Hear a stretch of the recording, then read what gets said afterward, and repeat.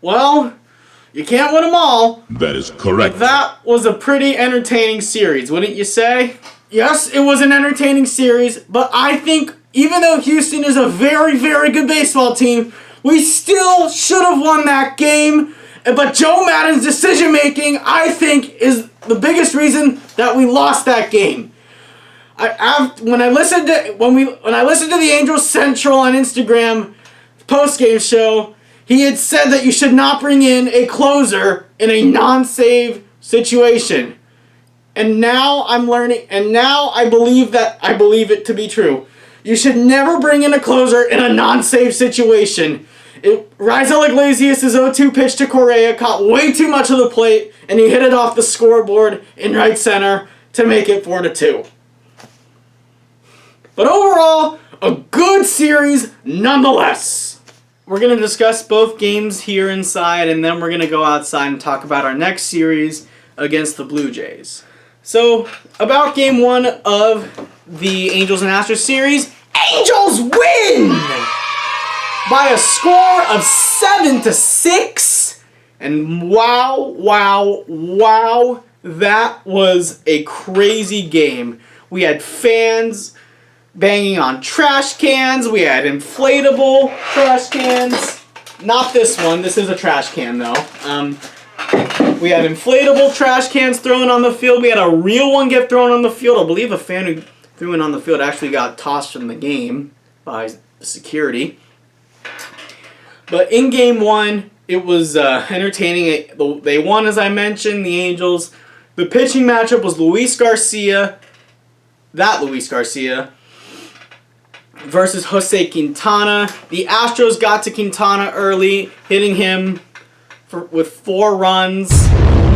But in the bottom of the 4th inning, Mike Trout would step up against Luis Garcia. Try to do just the opposite normally. High fly ball, deep left field. Oh, 27 does it again. Mike Trout, now 24 career home runs against the Astros.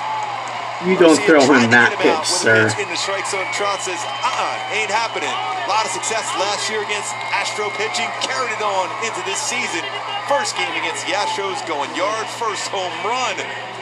Season for Trout, 303rd.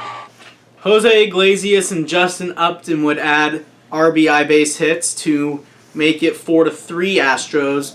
But then Yordan Alvarez got a base hit, scoring Martin Maldonado confirmed safe after a challenge from the Angels, 5-3.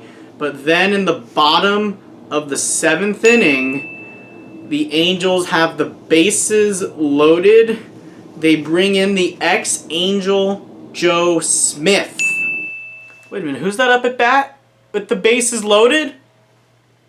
Oh, it's Dexter Fowler. That is not the man I would normally want in a bases loaded situation. I'd like to rather see somebody like Rendon with the bases loaded. But let's see what Dexter's got. I'm sure he'll do something that's good here. Dexter Fowler, base hit left field. They're going to stop Iglesias. It's a 5-4. Fowler gets it done. David Fletcher reaches on a fielder's choice. They only got 1 out on the play, retiring Fowler at second, but the tying run of Jose Iglesias comes across, and we are 5-5, and Jared Walsh has a chance now to really bust this one open, and oh no, he grounded out to first. Taylor deals it. Walsh, bouncing ball, diving stop. They're coming home with it. Save at the plate. Ohtani slides in safely. And the Angels lead 6-5. I'll tell you what, that was incredible reaction by Gurriel at first. I have no idea how he made that play quickly to try to throw it home. Shohei with the go-ahead run. Well, he did ground it to Gurriel, and that was a heck of a stop by him. Yuli, as much as I don't like the team you're on, I'm going to tip my cap to you. That was a nice play, but you probably should have held it. It was going to take more than a perfect throw to get Shohei Ohtani at the plate. He is safe at home plate, and it's 6-5. Halos Walsh moves up to second after the ball got away from Maldonado. Angels. Well done. Well done. And then a sac fly for Rendon, making it 7-5. And Mike Mayers would come in to try to close out the game for the bottom of the ninth. Facing Kyle Tucker, an 11-pitch at bat. Nice. And he hits a ball that's probably still up in the air. But don't worry, Angels fans. We got a pinch hitter in Robel Garcia to pop out to end the game, and the Angels will take game 1. And in game 2, Angels! 4-2 is the final in that game. And I did predict 4-2 a loss, and I somehow got a 4-2 loss, which is pretty insane. In that game, Mike Trout got us started with the scoring by hitting a 2-run bomb off of veteran Zack Greinke. High drive, rush to left field, good! Holy mackerel! Wow!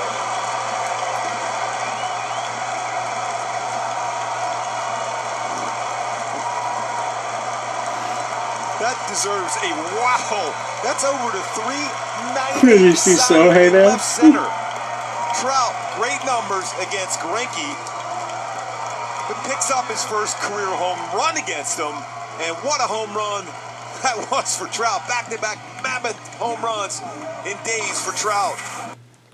Oh my goodness, have mercy, Mike Trout. That was a bomb! 464 feet. That is a ways out of here. Most impressive. But then Dylan Bundy, about a couple innings later, gave up back-to-back home runs, solo home run to Kyle Tucker, and a solo home run to Aledmys Diaz. And that would make the score Astros 2 and Mike Trout 2. And we would go scoreless from innings 3 through 8.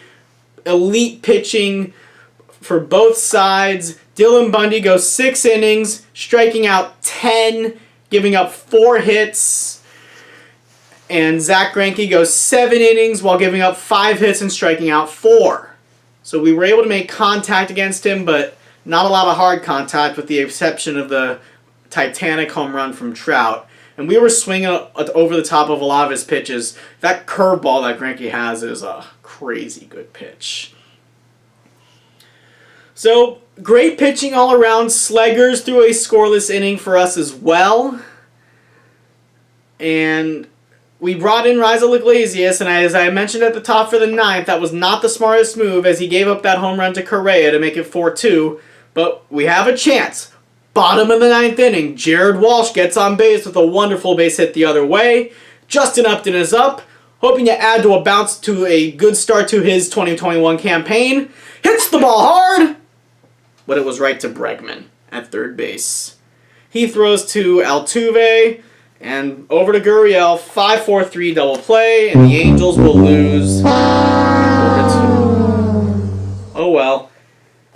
You can't win them all, but great, entertaining series. Now let's go outside and discuss our next one, wherever the heck the Blue Jays play.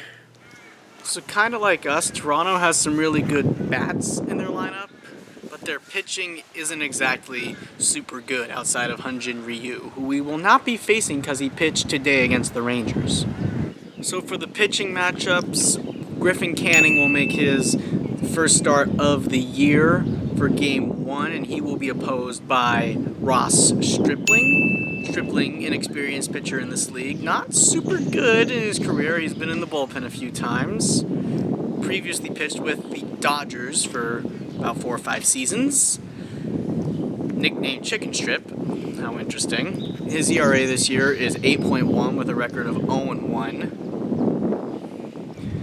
In the second game of this series, Andrew Heaney will go up against TJ Zeuch. So can't really say much about him, but Heaney, not a good start last time out against the White Sox. Gave up that grand slam to Jose Abreu, who, by the way, hit another one in their series against Seattle.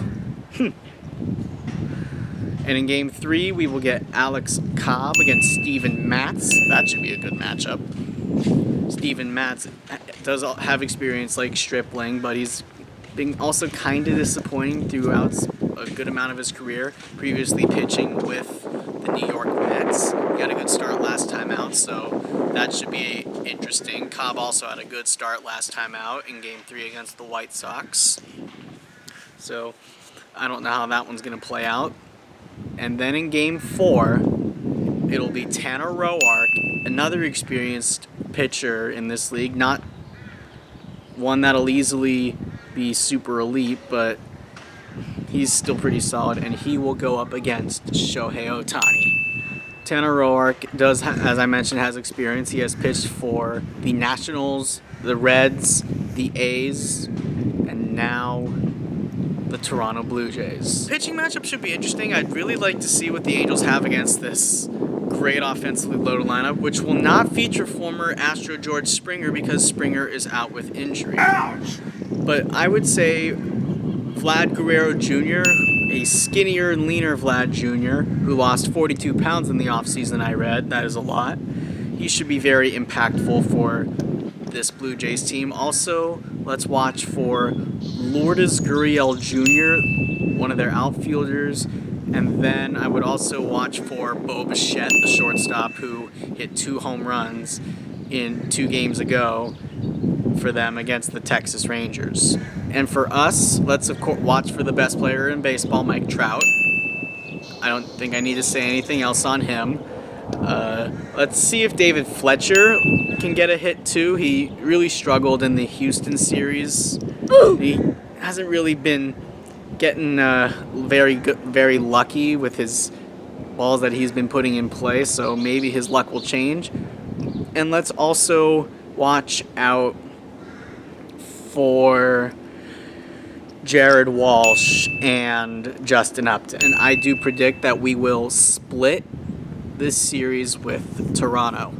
I believe Thursday we will win by a score of 8-5. Friday we will lose that game with Heaney on the mound by a score of 9-3. I'm going to probably go with a bad game because every now and then you're going to have a bad game. Saturday I predict that we lose 7-4, and then Sunday I'm going to predict that we win that game by a score of 6-3. I really do like this team this year to start the season. What do you think? Tell me your thoughts in the comments below. Please be sure to like this video, subscribe to the channel if you have not done so already, and stay tuned for a new episode of Quackcast that I should have out to you by Friday or something like that. Go Angels! Let's get ourselves a couple of wins here.